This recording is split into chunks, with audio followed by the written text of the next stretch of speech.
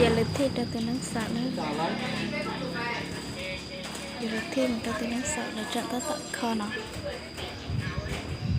không, cái xe này xe cho học sinh đi học xe... đi ra tay chợ Đà Lạt đi ra tay chợ Đà Lạt họ nhớ kia giờ đi lui trâu sẹn chợ giờ một trâu từ nắng sợ chơi mình tận tờ không bác ơi.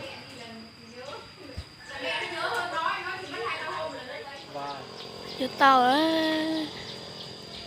giờ tao chết thi rồi nhà nó trâu từ nắng sợ nữa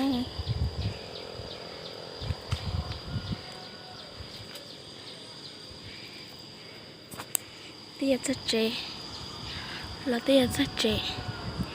giờ tao lấy rồi nó sẽ phải trẻ mất rồi nó sẽ cho tụi tôi nóng sạo lá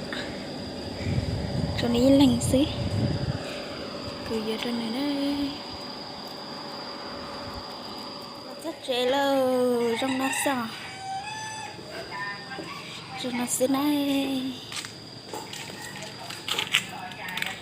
nó xí giờ trên này cho ní lành xí chị giờ trên mình tay chay cận đây sao nó dạ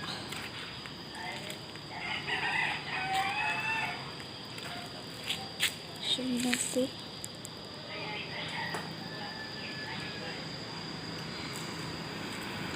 chị làm gì này nó sao